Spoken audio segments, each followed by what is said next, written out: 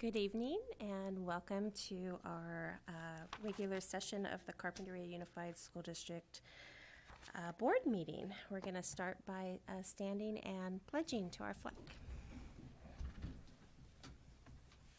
Ready? Salute. I pledge allegiance to the flag of the United States of America and to the republic for which it stands, one nation under God, indivisible, with liberty and justice for all. Okay, our president, Andy Schaefer, is not here this evening, so I will be acting as president, and Terry will be acting as vice president clerk this evening. So we're going to start with the approval of the minutes. Can I get a motion?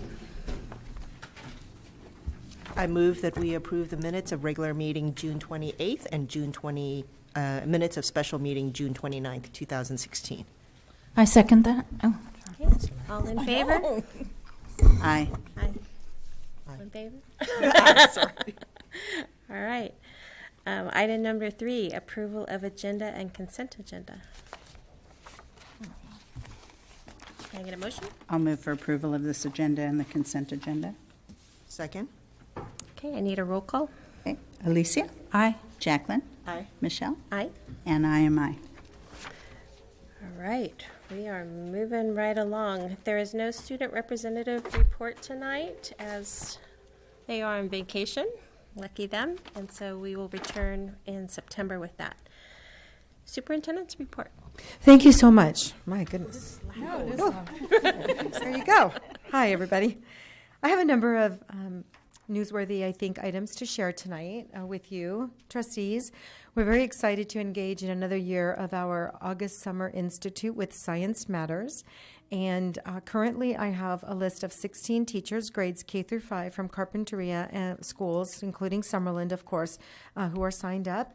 And I just realized that that was also, of course, in the consent agenda, but I did want to make special mention because, again, this is one of the highlights of our school district and the tremendous professional development that teachers participate in and receive, and we get to provide this again.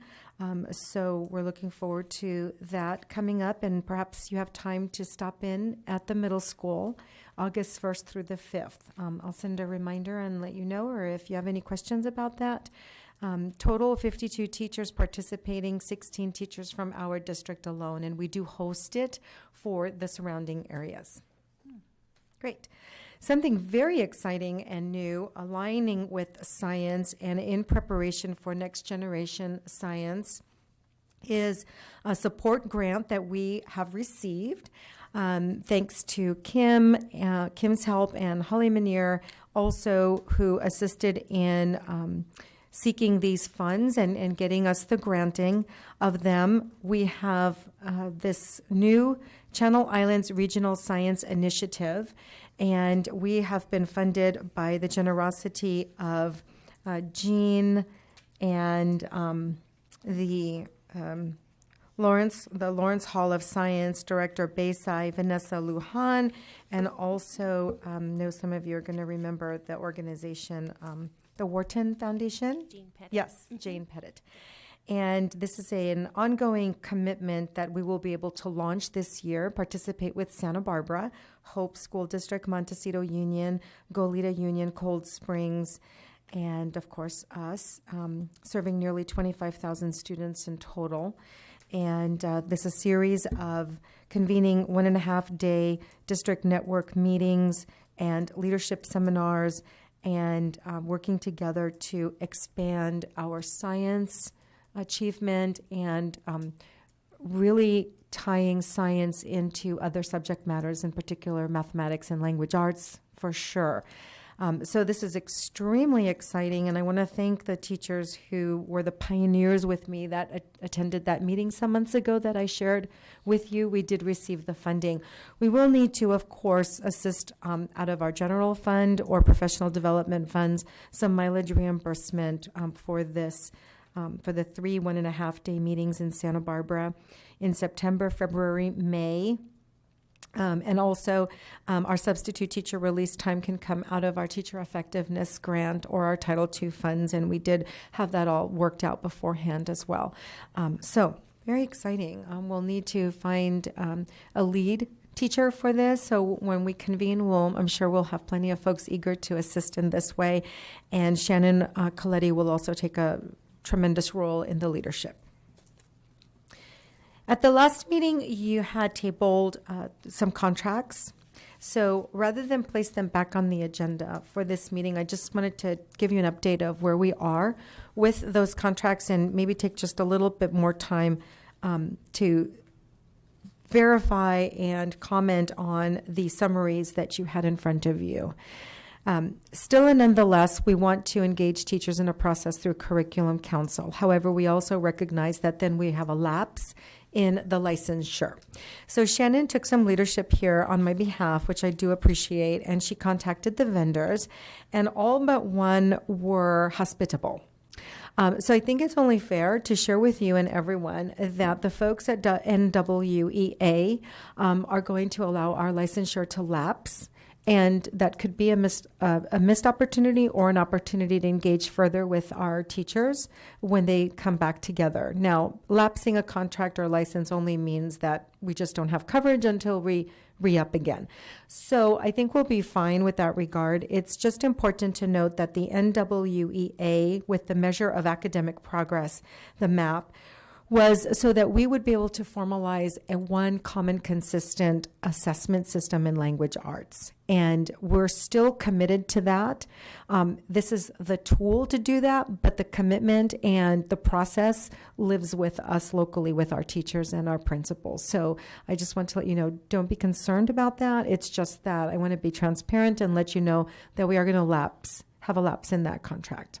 And so be it. That happens, but we can pick it up or we can do something else. I just, again, am very conservative about making that decision for teachers who are not present with us. The others were very cooperative and hospitable, and that was Dreambox will continue to extend for the next month or two, and Maureen was involved in that with Shannon as well, so she can verify and confirm what I'm sharing with you. And the Ed Caliber measures of academic progress were also very supportive and completely understood.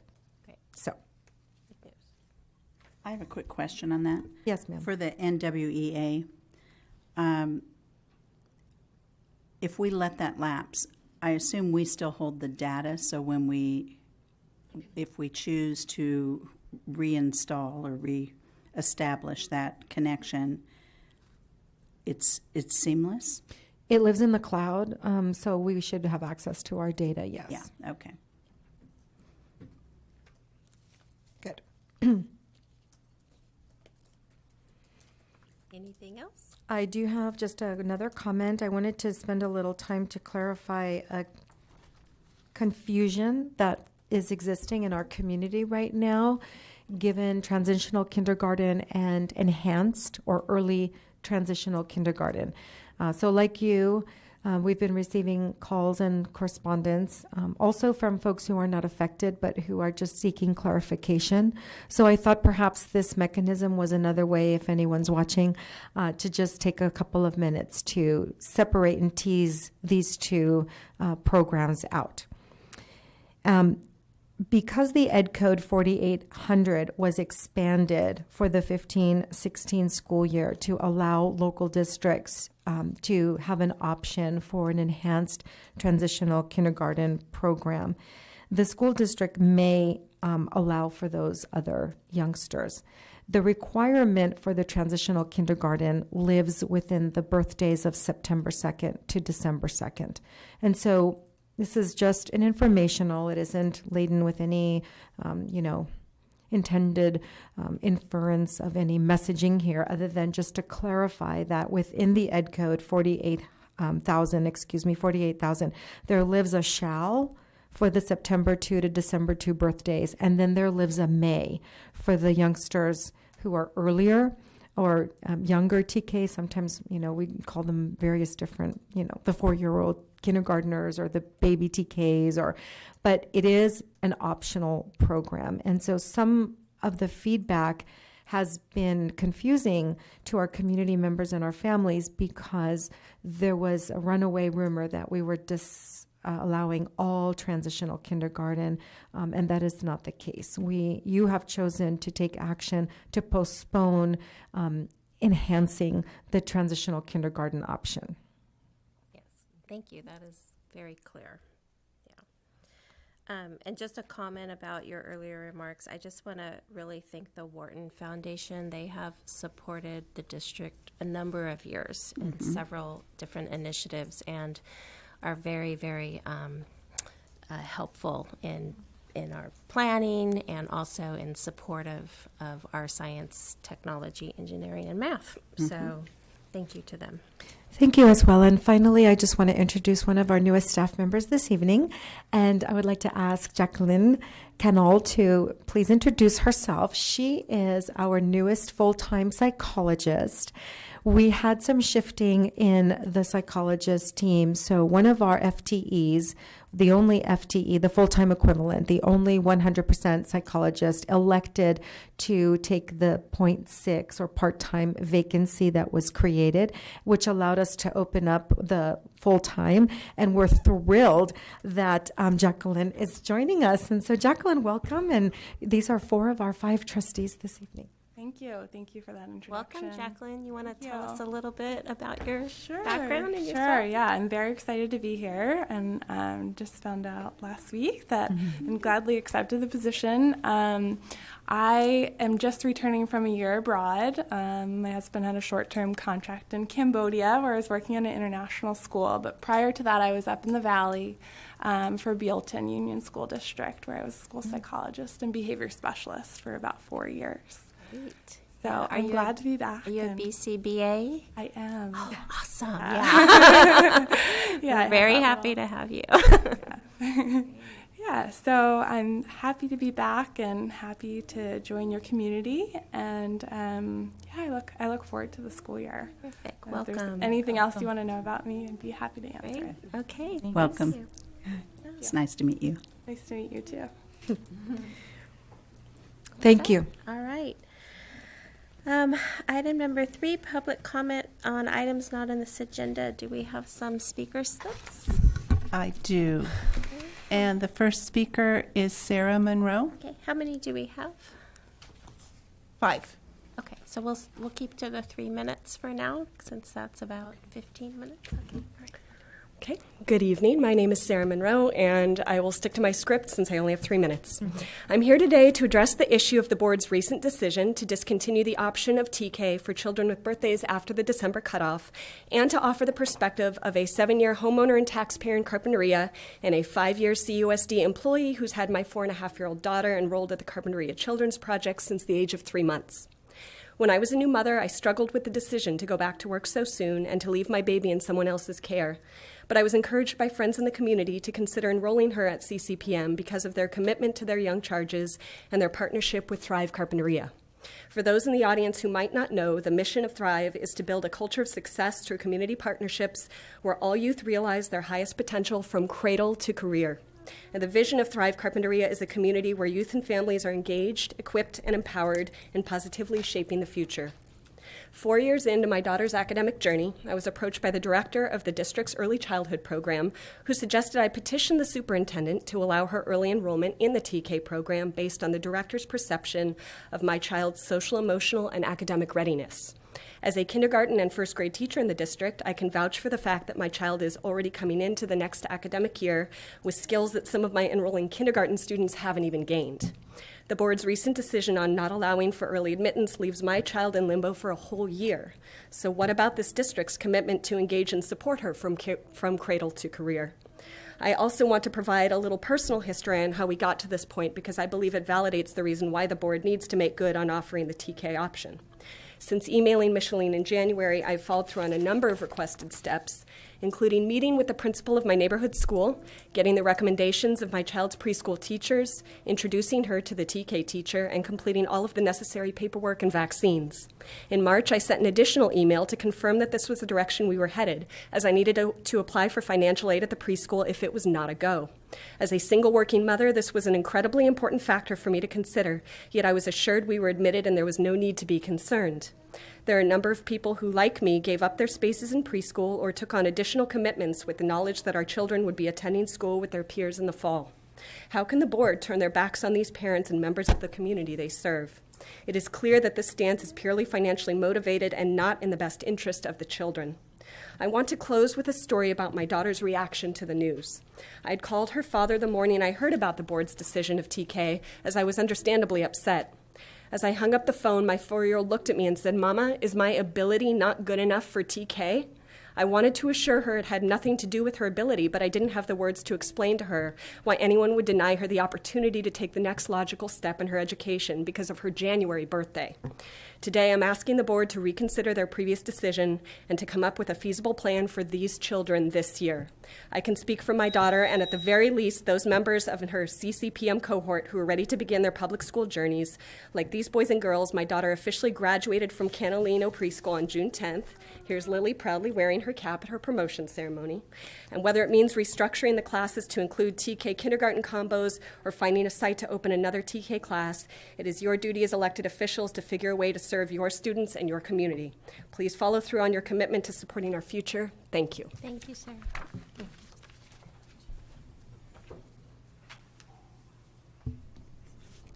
The next speaker is Leah Boyd. Board members, Superintendent Miglis, thank you for having us here tonight. Thank you for hearing all of our voices. I'm really not used to being on this end of things. I'm used to being in the audience recording what everybody else says, but here I am. So I have a daughter who will be 5 in March of next year, and she's been at Lou Grant Parent-Child Workshop for the last 2 years. We've had a great experience there, but we felt that Holland would benefit from a program with more structure next year as a bridge to kindergarten. We were told that TK was a sure thing. So we started the enrollment process, and we gave up her spot at Lou Grant for another child on the school's long wait list. Now we have no idea where she will be when school starts just next month. I'm a huge supporter of public education. I'm a product of CUSD, and I want my daughter to be as well. But I am beginning to understand why people leave the district to find alternatives. 2 weeks ago, you were given 3 options for staffing to accommodate TK next year, and only one would have required hiring another teacher. Instead, a 4th option was created on the spot that eliminated the TK extension and forced 30 families into limbo. When I toured the TK classroom at Canalino last May, I was told that kids who go through the program are the highest performers in their kinder classrooms. Opening TK to more children would create more leaders in kinder classes, and that would have a spillover effect on the kids all around them. Kids from Spanish-speaking households would start with a stronger grasp of English if they were allowed the opportunity to enroll in TK. Classroom behavioral issues would be reduced by growing the pool of children who already get the routine, and overall test performance would improve. To me, it seems that an investment made now would pay dividends over the course of a child's entire public school experience. Shouldn't this be part of the district's cradle to career commitment? I realize that the district faces many challenges, and I do not envy your difficult positions as board members. I understand that healthcare and retirement costs are rising, and that as a basic aid district, CUSD isn't eligible for some of the extra funding surrounding districts receive. But I also know that the district's property tax income is climbing steadily, and that this year's retirement of many longtime district employees will reduce staffing costs significantly. I know that the community supported a massive bond measure that freed up general fund monies that would have gone toward new computers, necessary fixes to old electrical systems, and leaking roofs and other deferred maintenance projects. I hope that you will find a way to extend TK, not just for the families here who were told that their children were enrolled in this program, but also for the positive impact that it would have on the district from here out. Thank you. Thank you, Leah.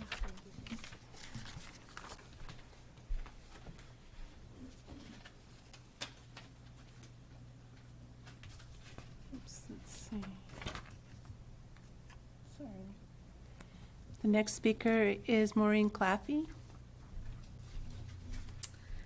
Hello, and thank you once again for having this meeting today. I've written extensively. My hand is actually sore from the letters to the editor, the letters of that we've written so far. So instead of writing something formal today, I wanted to bring my graduation picture of Maisie right here, because I want you to think of her. This isn't about me, this is about my 4-year-old. I also brought her diploma from preschool, so that's done. I want to first thank you for for partnering with Thrive and for Children's Project. The good news is that you've created a cohort of 10 to 12 children that have studied together since they were 4 months old. And these children are ready for their next step.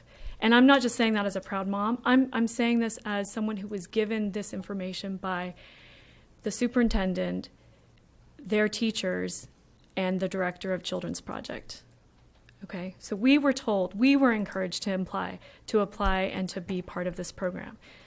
As well, I already knew this about my daughter and was looking outside of the district for other programs, private programs that she possibly could,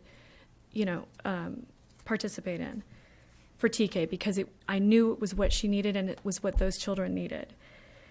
So that's the good news. The good news is you have these children who need this program. The next point is a question of supply and demand. You have the supply. You have 29 families who need TK for their spring babies. Now the only thing is how to supply that. Okay, that's your job. How do you supply that? This feeling of increased supply may be new to the CARP district because the declining enrollment problem has been so fierce for so long. How do you address increasing enrollment? There's a question that hasn't happened for such a long time. It may be unfamiliar. My second point is I want you to think of Maisie as I ask these questions. And do you think it's fair? Maisie wants to know if you think it's fair to change something so late in the game. Maisie wants to know if you've thought about the financial toll it's taking on her and her caregivers to make these changes. Maisie wants to know if you think it's fair to add something randomly to a meeting and make a major decision about it when it's not on an agenda in violation of the Brown Act. Is that fair? Maisie is acutely aware of fairness, as are all 4-year-olds. You don't give one person something without giving it to everybody. This is not a fair decision that you made. We want you to reinstate these children immediately. We want you to re-enroll them immediately. And if that's not possible tonight, we want you to add an agenda item to the next meeting to reconsider this enrollment. And if that means making a special meeting to make that happen, because that's what we'd like you to do.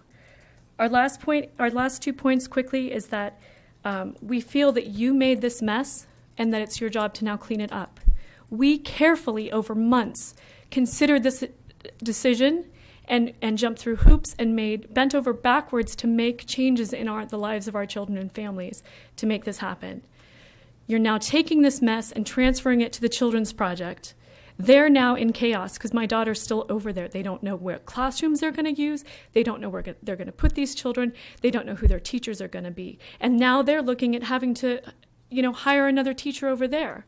So you're just passing the chaos down further to someone else. And my last problem, that's my last point, which is that you've created a circle of chaos. For every Maisie, there's her parents, there's her siblings, there's her grandparents, there are her caregivers, there are her teachers, there's the financial aid people, there's administrators. We all are thrown into chaos now, and it's not fair. There's only 6 weeks until school starts. My husband's a teacher, and I'm looking at a new teaching job that I may have to refuse because of a hasty decision. So I hope that you'll just take action on this immediately and make right what should be made right. Thank you. Thank you.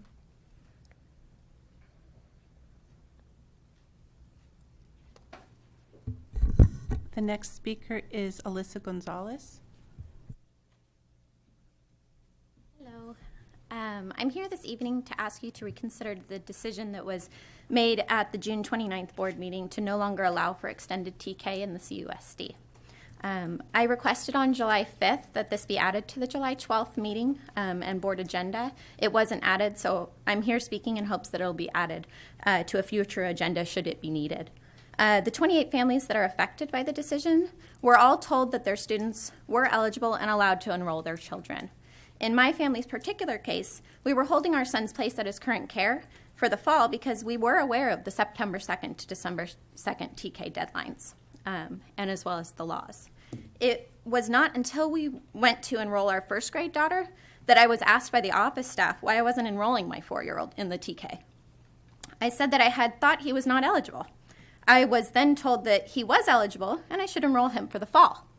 After confirming his eligibility, completing enrollment forms, and completing forms for aftercare at CCPM, which is the after-school care that they were going to offer for TK families, I received an email from the Aries portal, which all families get after their enrollment of their students, confirming his as well as my daughter's enrollment.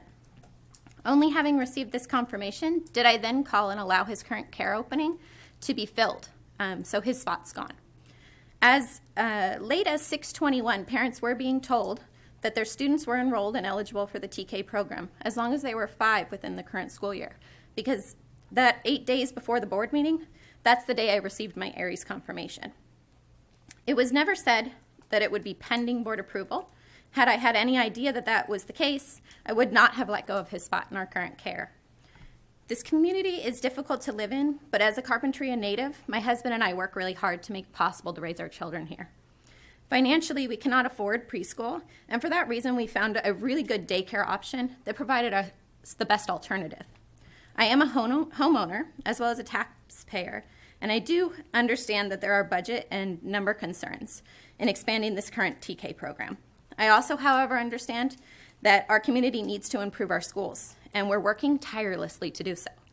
TK is a step toward preparing students for kindergarten through high school. I do in my heart believe that this expanded TK would benefit the community, and it should be open as an ongoing program in years to come. But I will now not, however, ask you to make this decision. I don't ask you to make it permanent. I do ask that it be made for the current school year and be pending board approval going forward in years to come. Thank you for your time. Thank you, Alyssa.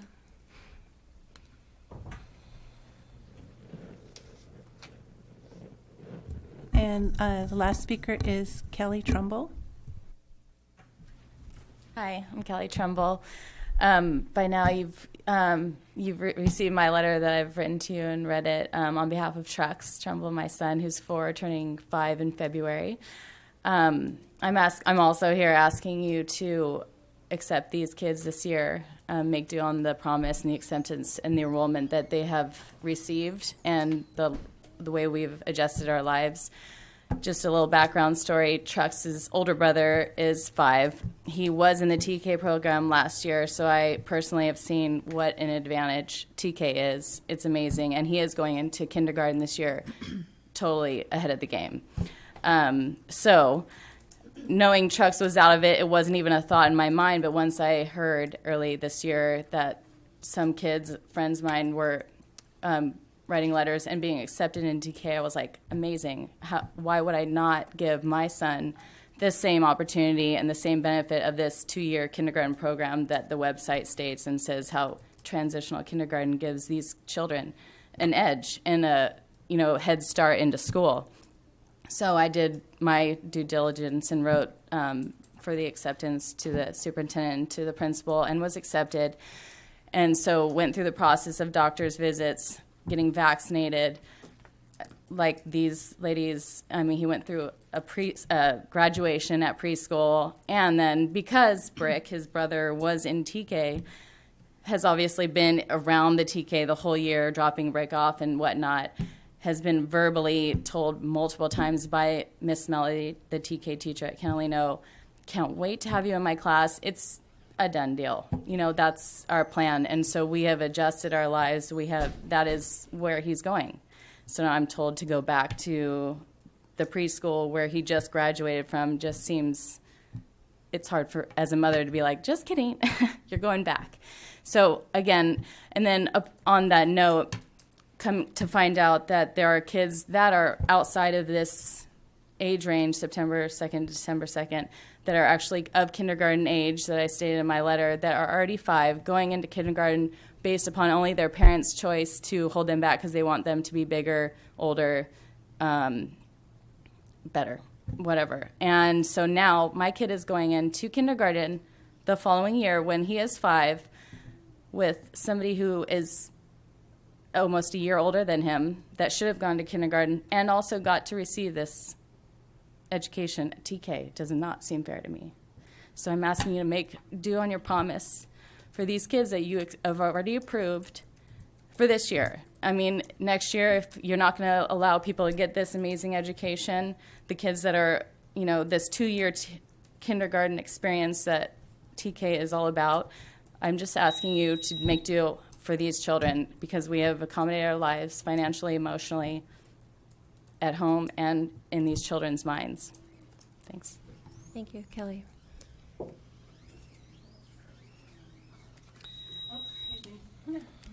Yeah, I will make a few comments. It's very obvious that this decision has thrown a number of your lives into chaos, and I can only, as a board, we can only truly apologize for that.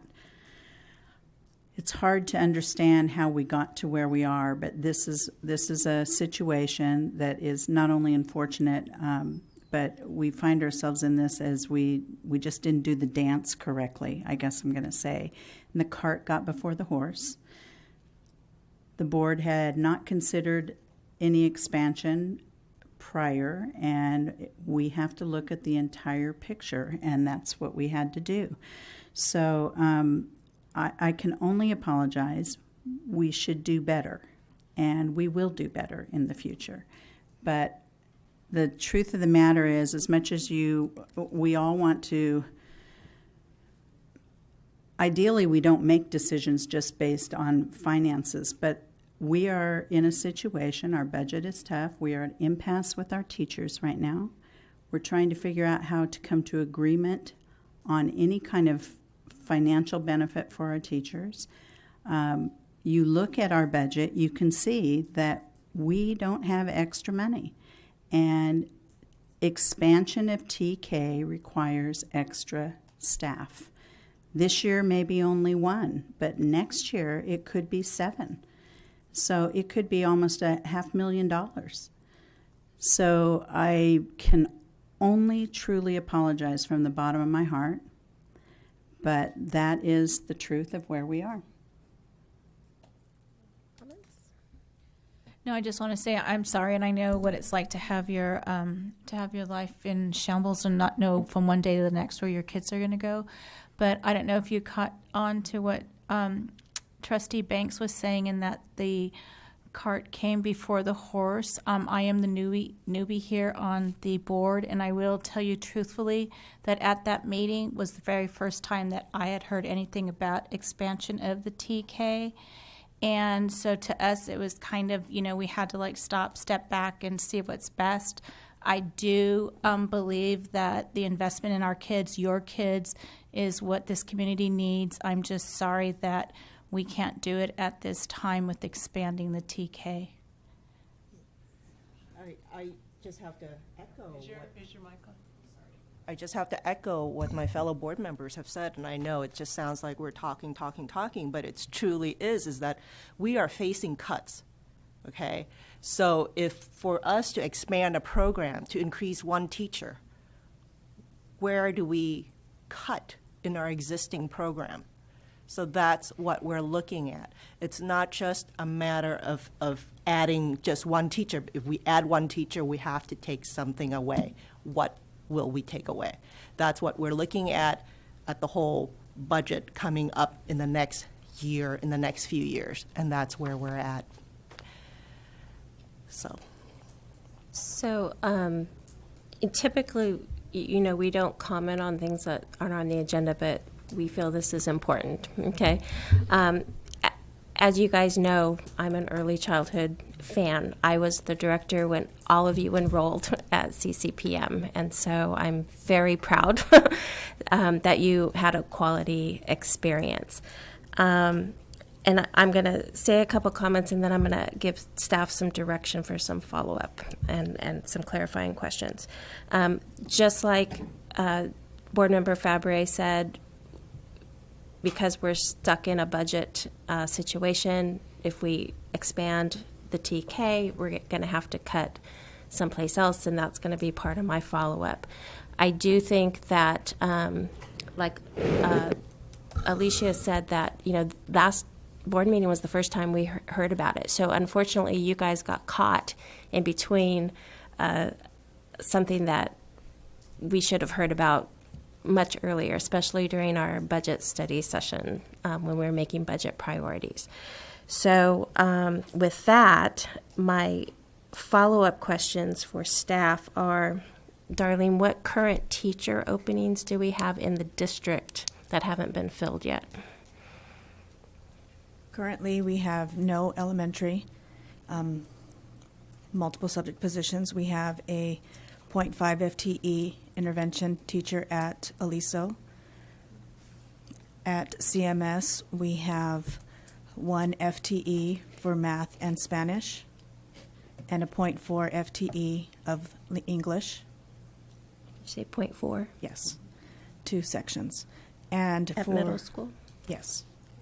And at the high school, we have 1 agriculture teacher position available. And those are all the openings that we have at this time. And then, are we currently still at 28 early TK? The number of the Applicants? students on the Mhm. list, I'm sorry, I believe it's 22. 22 now? And do you know which schools they would be going to out of those 22?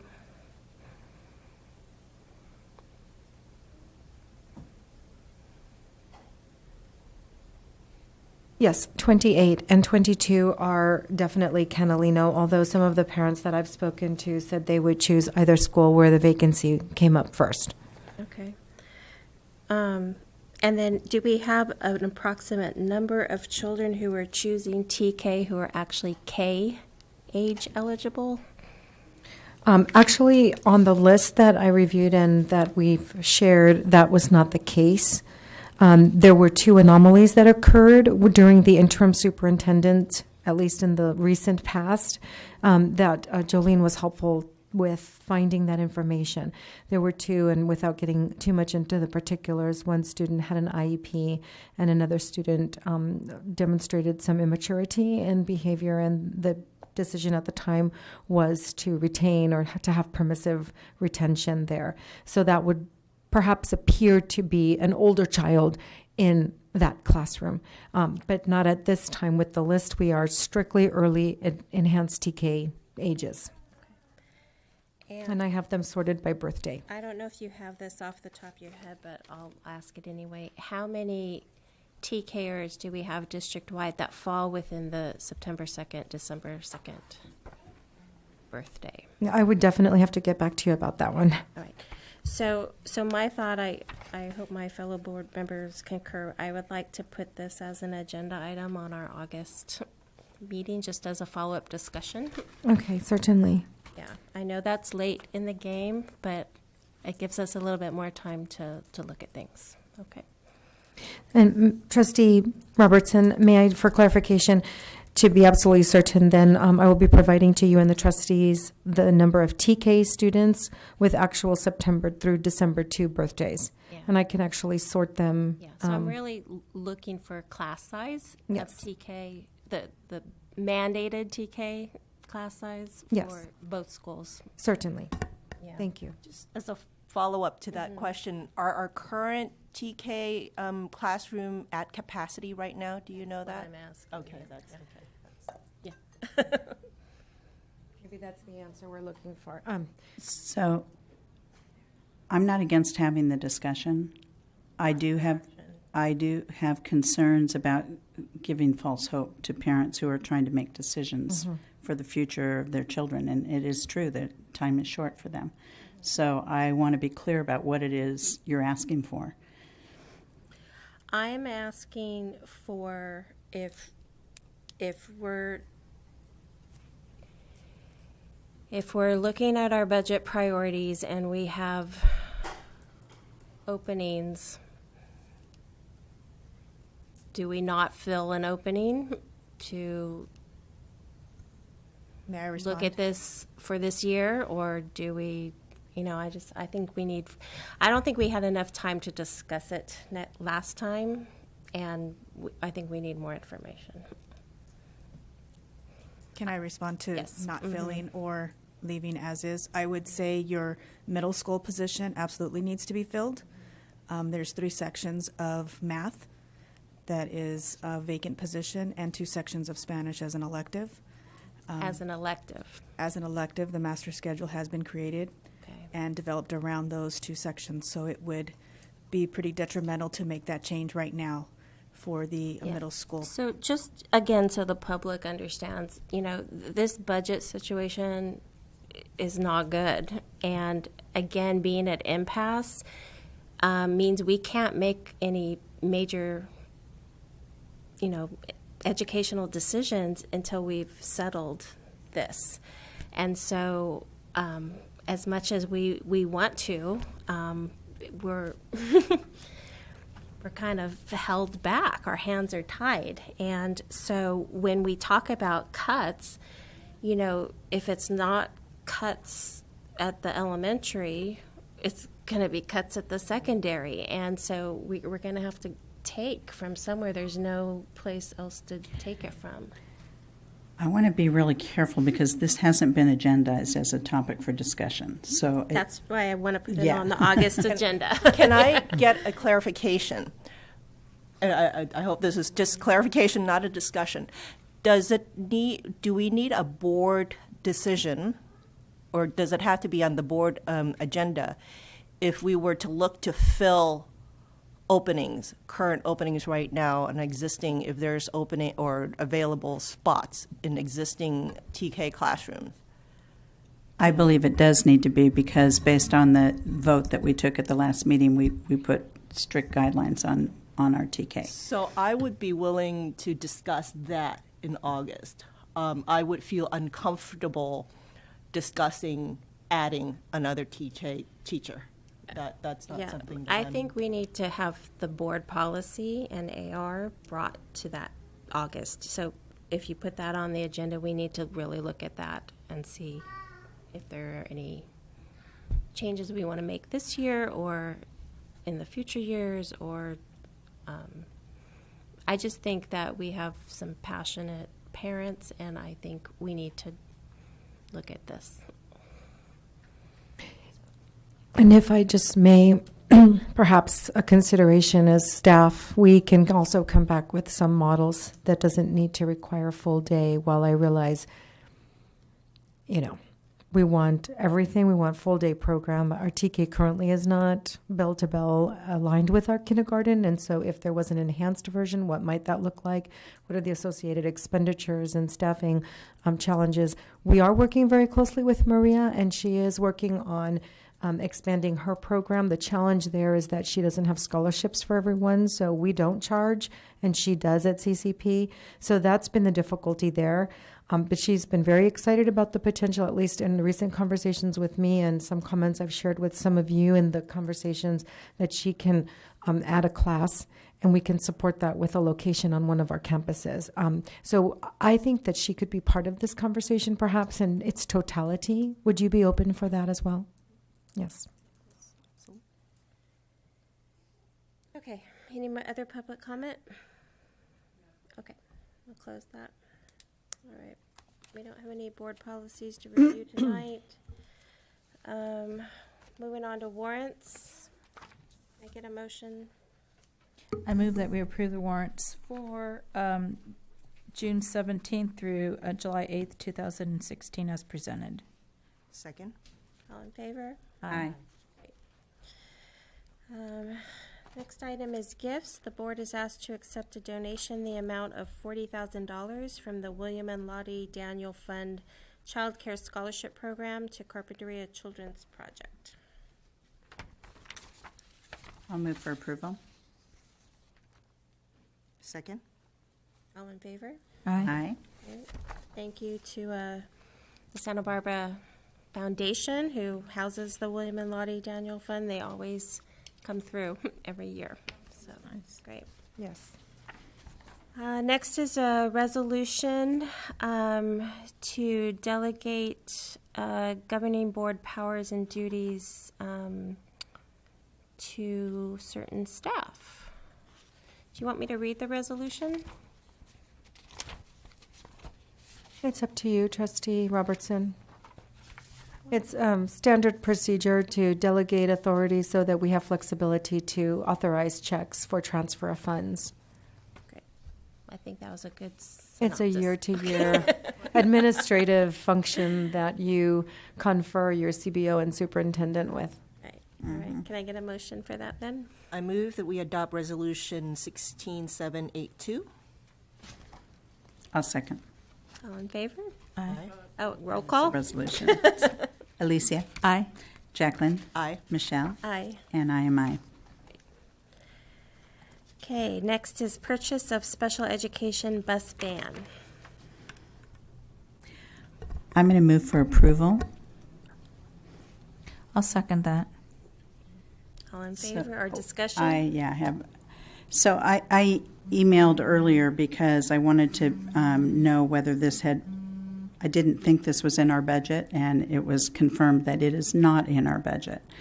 So I know we've talked about this in the past, and I know this is something that we really have to do.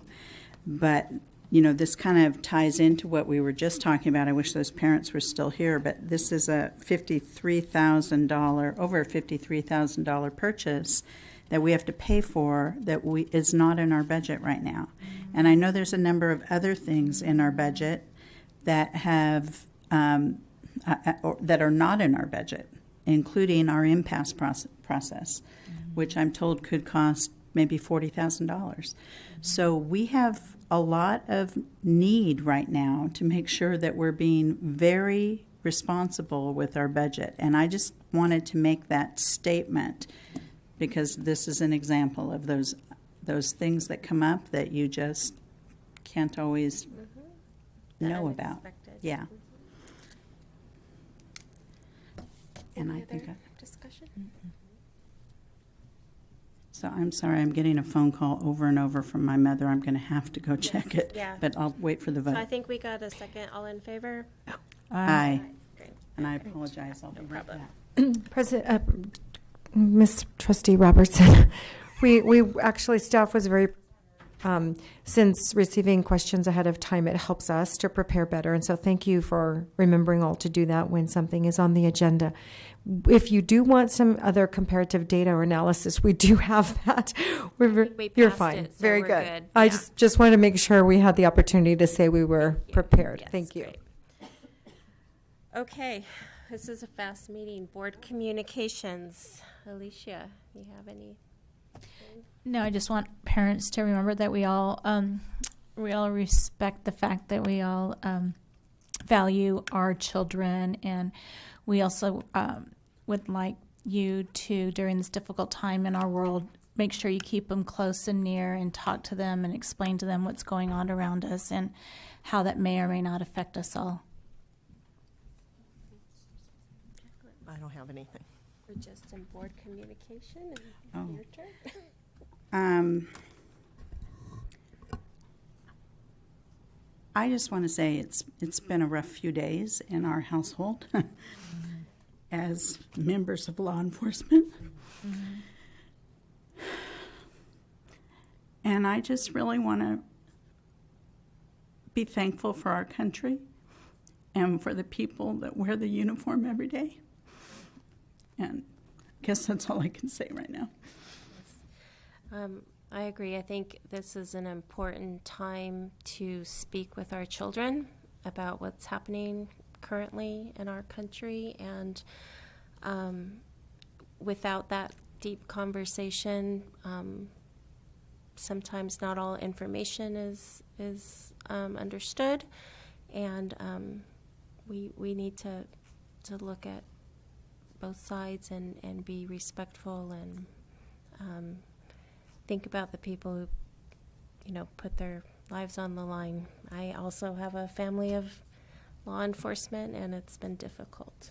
to watch. So with that, let's look at our board calendar. We have a special meeting next Wednesday, July 20th, all day at the district office from 9 o'clock a.m. to 5 o'clock.